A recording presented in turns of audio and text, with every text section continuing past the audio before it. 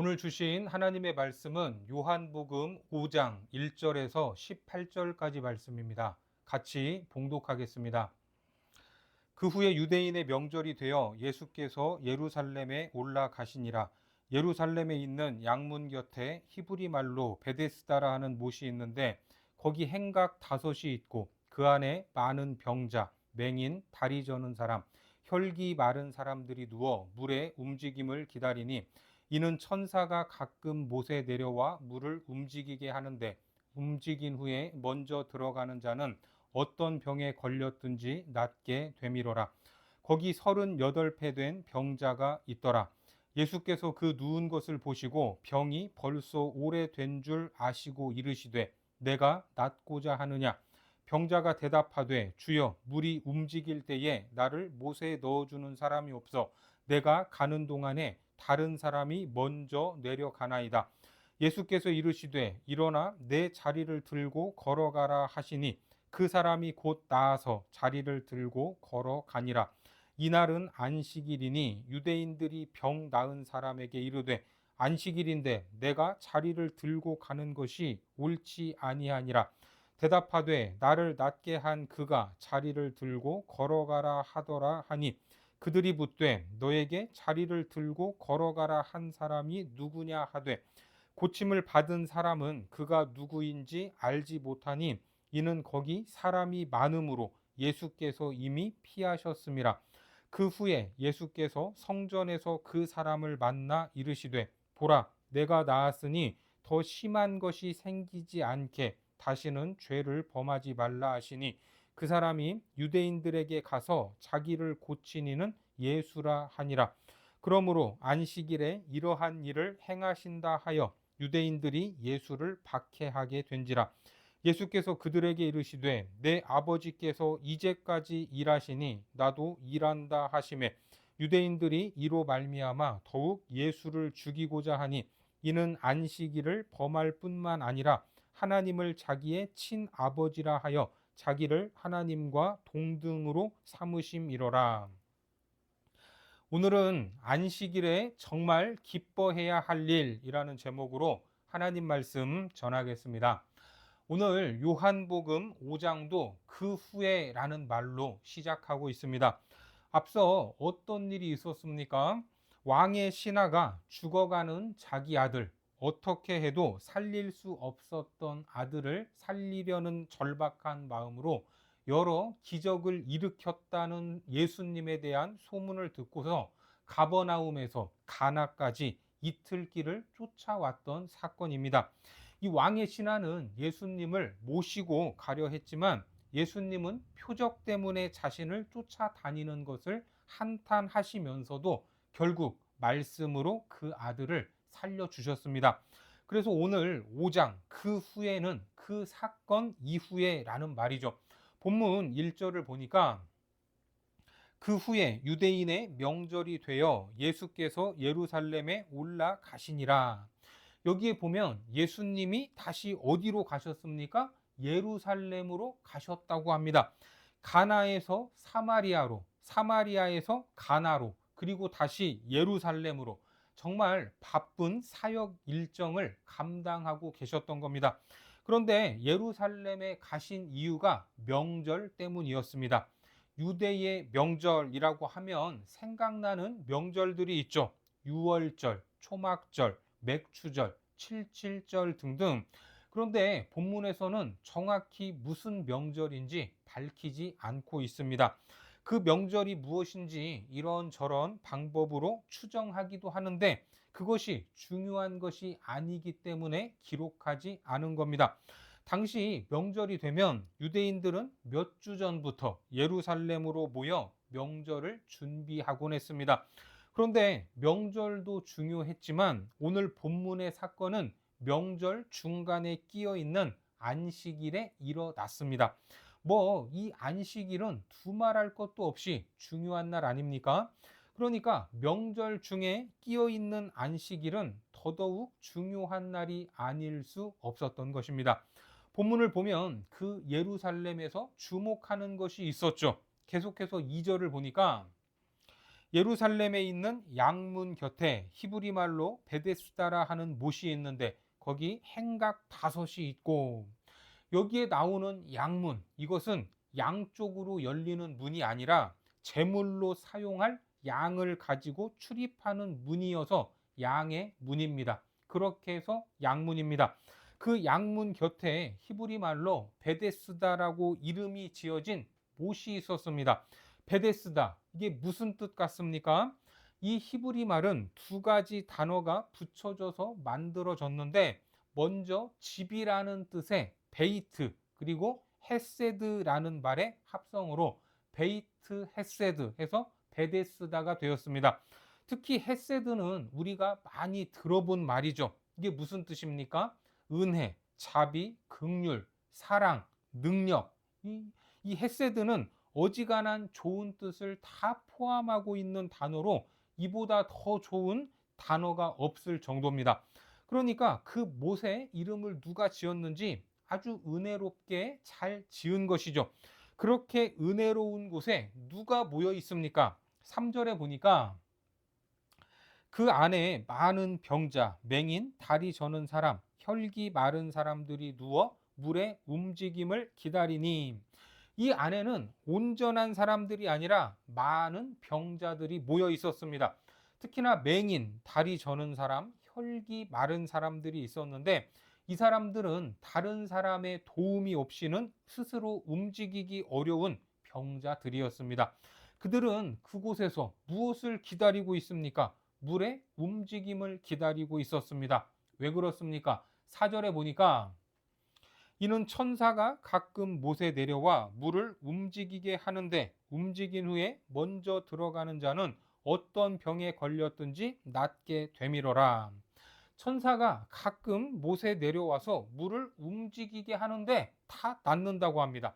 그런데 이 부분이 무엇으로? 대괄호로 묶여 있는 것을 볼 수 있죠. 이것은 오래되고 권위 있는 헬라어 사본에는 없다라는 뜻입니다. 그러니까 당시 물의 움직임에 어떠한 의미를 부여하고 있었는가를 설명하기 위해 삽입한 부분입니다. 그래서 이 대괄호 부분을 빼고 읽으면 문맥이 더 매끄럽다는 것을 알 수 있죠. 실제로 이곳은 간헐천으로 한 번씩 물이 움직이는 곳인데, 언제부터인지 천사가 물을 움직인다 이렇게 생각을 했고, 그 순간 가장 먼저 들어가면 낫는다라는 그런 믿음이 생겼던 겁니다. 어떻게 보면 신앙으로 포장되어 있는 신화를 믿고 있었던 겁니다. 앞서 왕의 신하도 예수님에 대한 믿음이 아니라 그 소문 때문에 이틀길을 달려오지 않았습니까? 그런 마음으로 이 못 주변에는 자기 병이 낫지 않을까 하는 기대감으로 모여든 병자들이 빼곡히 모여 있었던 겁니다. 오늘 그 자리에 예수님이 가셔서 주목한 사람이 있는데, 그게 누굽니까? 5절에 보니까 거기 38배 된 병자가 있더라. 38배, 무려 38년이 된 병자가 있었습니다. 이름이 나오지 않지만 주님은 그 사람의 병상 생활이 오래된 줄을 이미 알고 계셨습니다. 그런데 무슨 질문을 하시죠? 6절에 보니까 예수께서 그 누운 것을 보시고 병이 벌써 오래된 줄 아시고 이르시되 내가 낫고자 하느냐? 여러분 어떻습니까? 너무나 당연한 질문 아닙니까? 38년이 아니라 이 발목에 염증이 생겨서 며칠만 절뚝거리며 다녀도 빨리 낫고 싶은 것이 인간인데 무려 38년 동안 누워 있었습니다. 당연히 빨리 낫고 싶습니다. 빨리 낫고 싶습니다. 이렇게 대답을 할 것 같은데 이 병자의 대답이 무엇입니까? 7절에 보면 병자가 대답하되 주여 물이 움직일 때에 나를 못에 넣어주는 사람이 없어 내가 가는 동안에 다른 사람이 먼저 내려가나이다. 여러분 이곳의 이름이 뭐라고요? 베데스다.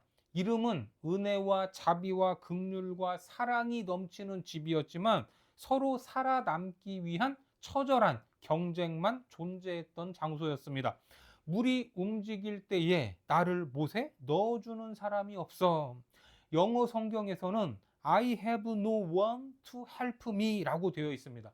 나를 도와줄 사람이 한 사람도 없다는 하소연입니다. 이 병자들 중에 빨리 나아야 할 순서를 누가 정할 수 있겠습니까? 중한 병이든 약한 병이든 자기 몸이 아픈 것이 가장 중요하지 않습니까?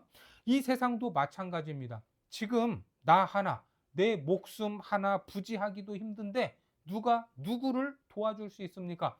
시편 73편 25절에 보면 하늘에서는 주 외에 누가 내게 있으리요 땅에서는 주밖에 내가 사모할 리 없나이다. 오직 주님 외에는 도울 자가 없음을 믿으시기 바랍니다. 우리는 약육 강식의 세계, 다른 사람을 밟지 않으면 살 수 없는 무시무시한 경쟁 사회 속에서 살아가고 있습니다. 그런데 그것을 도와주실 분이 오늘 나타난 겁니다. 그리고 말씀하십니다. 8절입니다. 예수께서 이르시되 일어나 내 자리를 들고 걸어가라 하시니. 여러분, 이 사람이 일어났겠습니까? 못 일어났겠습니까? 일어났습니다. 그렇게 일어났습니다. 38년 동안 누워있던 병자가 벌떡 일어나서 말씀대로 자기가 누워있던 자리를 들고 간 겁니다. 참으로 놀라운 일이고 박수 쳐야 할 사건이고 당장 잔치라도 열어서 축하해 줘야만 될 것 같지 않습니까? 그런데 이 사건은 38년 되었던 이 병자가 일어난 것에 초점이 있는 것이 아니라 그 다음에 벌어지는 일들을 고발하고 있습니다. 본문 9절과 10절을 보니까 그 사람이 곧 나아서 자리를 들고 걸어가니라. 이날은 안식일이니 유대인들이 병 나은 사람에게 이르되 안식일인데 내가 자리를 들고 가는 것이 옳지 아니하니라. 그가 자리를 들고 걸었던 날이 안식일이었는데 유대인들이 무엇을 지적합니까? 안식일에 자리를 들고 가는 것은 잘못된 일이라고 지적하고 있습니다. 여러분, 정말 가슴이 답답하지 않습니까? 3, 4일만 누웠다 일어난 것도 아니고 무려 38년이라는 세월을 누워 있다가 일어난 사람인데 안식일에 자리를 들었다고 그것은 일하지 말라는 계명을 어긴 것이라고 지적하는 것입니다.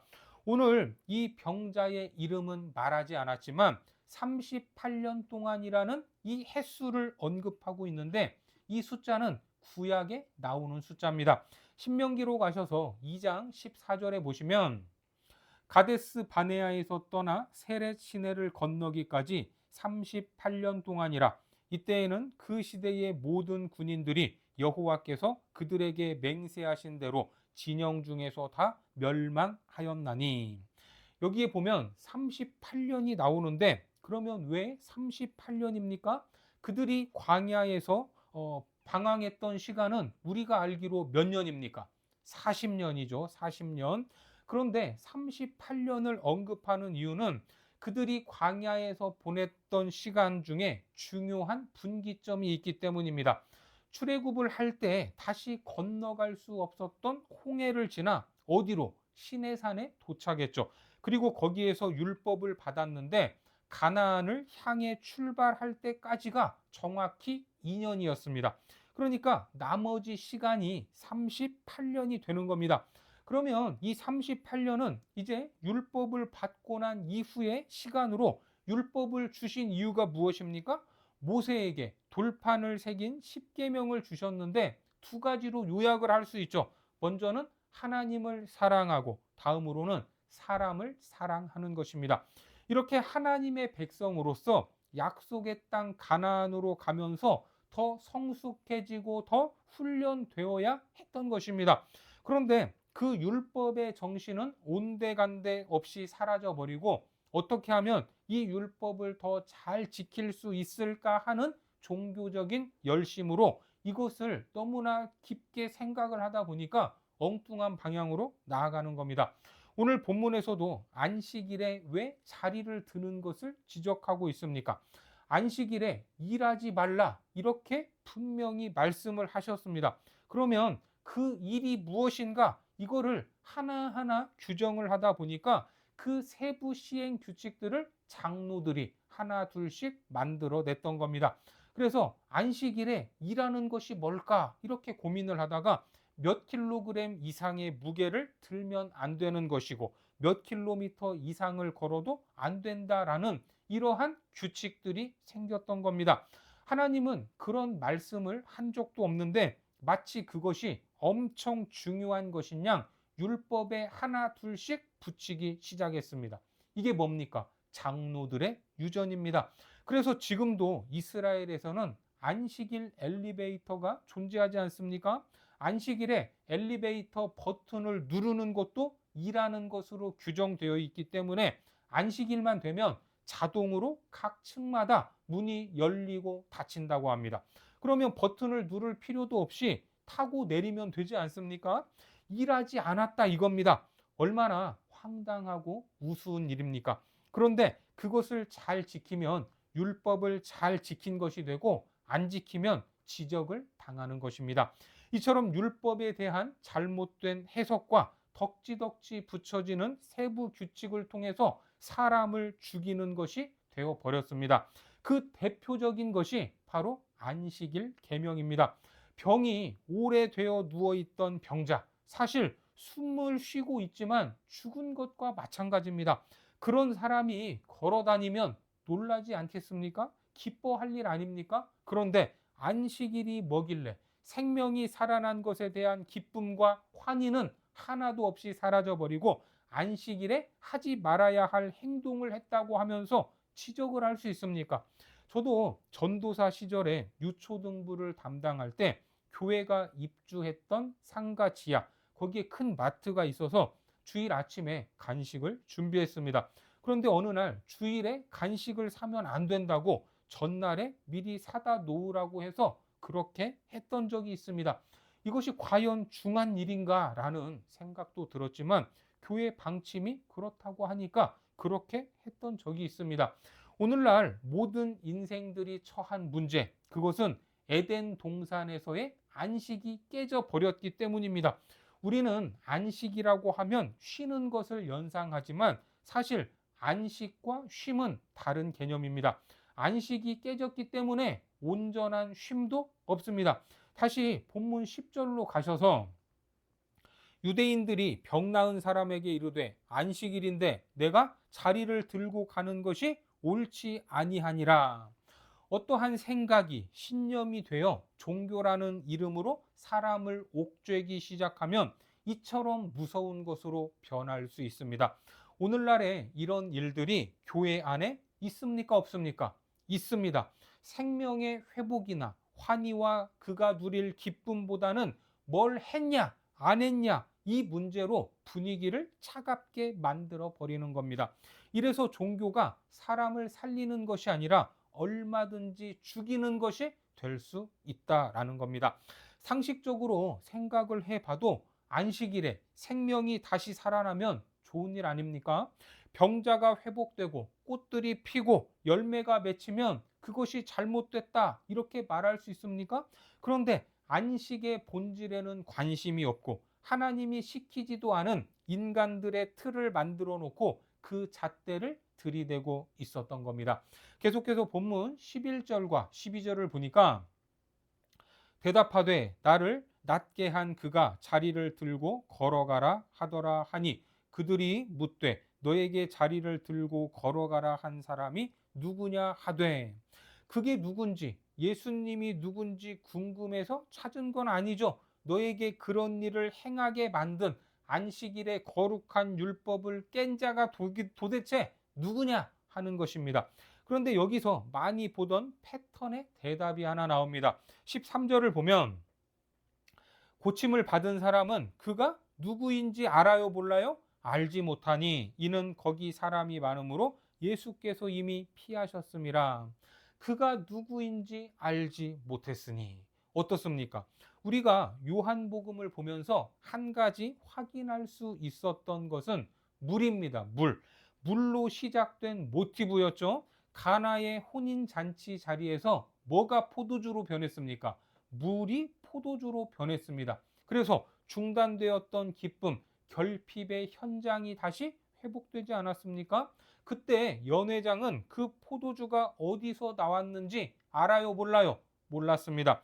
요한복음 2장 9절에 보면 연회장은 물로 된 포도주를 맛보고도 어디서 났는지 알지 못하되, 그리고 한밤중에 예수님을 찾아왔던 니고데모, 그와 대화를 하신 예수님은 물과 성령으로 거듭나야 한다 이렇게 말씀하셨지만, 니고데모는 다시 어머니 뱃속으로 들어가야 된다는 말입니까? 이 말을 하면서 그 말이 무슨 뜻인지 깨닫지 못했습니다. 그리고 사마리아 우물가에서 한 여인과의 대화, 무엇으로 시작됩니까? 물로 시작이 됐죠. 영원히 목마르지 않을 물이 있다라는 이야기를 들은 여인은 빈정대듯, 그런 물이 있으면 나에게 주셔서 여기 물 좀 안 들어오면 좋겠습니다, 이렇게 말했습니다. 예수님은 자기를 계시하시면서 내가 그 샘의 근원이다 이렇게 말씀하셨습니다. 그리고 오늘 5장에서도 뭐가 나옵니까? 물이 나오죠. 물. 베데스다 연못의 이 물은 인간을 고칠 수도 없고 회복시킬 수도 없었지만, 여기에 계신 예수님은 사람을 회복하시고 고칠 수 있었습니다.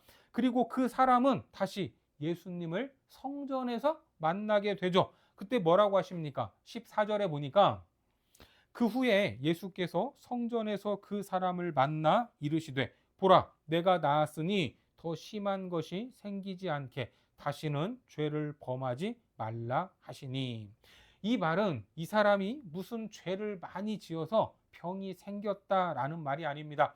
인간의 모든 근본적인 문제는 에덴에서 안식이 깨어짐으로 문제가 생기는 것으로, 그 근원이 죄악이다라는 말입니다. 그러면서 이 주제를 안식일로 끌고 가는데, 안식일이야말로 그것을 회복하고 온전케 하기 때문입니다. 이것을 위해 예수님이 오셨다 하는 것을 믿으시기 바랍니다. 그런데 뭐라고 말합니까? 본문 15절과 16절에 보니까 그 사람이 유대인들에게 가서 자기를 고친 이는 예수라 하니라. 그러므로 안식일에 이런 일을 행하신다 하여 유대인들이 예수를 박해하게 된지라. 안식일을 어겼다고 많은 정죄와 이상한 일들이 벌어지고 있는 것입니다. 오늘 이 중풍병자가 고침을 받은 것 역시 그의 믿음이 충만해서가 아닙니다. 오로지 예수 그리스도의 긍휼하신 마음과 은혜 때문에 이 중풍병자는 고침을 받았습니다. 중풍병자가 요청하지 않았어도 사랑이 없는 인생들이 손가락질을 하고 박해를 할지라도 예수님은 전혀 개의치 않으십니다. 왜 그렇습니까? 17절에 보면 예수께서 그들에게 이르시되 내 아버지께서 이제까지 일하시니 나도 일한다 하시매. 그렇습니다. 하나님이 지금까지 죄악된 인생들의 모습과 관계없이 그의 섭리로 일하고 계셨던 것처럼 그 아들 예수 그리스도께서도 일을 하고 계신다라는 말입니다. 이 하나님의 사랑을 깨닫고 무엇이 중요한지 우리 삶에서 분별하는 지혜가 있기를 바랍니다. 그리고 오늘 우리 신앙에서 본질이 아닌 껍데기만 붙들고 있는 것은 없는지 돌아보시고, 안식일의 주인이신 그분이 진정으로 원하고 기뻐하시는 일을 행하여 우리의 삶에서 생명을 살리는 일, 영혼을 회복하는 일을 통하여 참된 기쁨과 환희가 넘쳐나기를 주님의 이름으로 축원합니다. 기도하겠습니다. 하나님, 우리의 죄악에도 불구하고 놀라운 섭리로 지금도 일하고 계심을 믿습니다. 죄악으로 인해 깨어진 안식을 소망하오니 참된 안식으로 우리를 인도하여 주옵소서. 특별히 하나님의 마음이 어디 있는지 깨닫기 원하오니 본질이 무엇인지, 정말 무엇이 중요한지를 알아 생명이 있고 영혼을 회복하는 일을 행하는 복된 백성들 되게 하여 주옵소서. 예수님의 이름으로 기도드립니다. 아멘.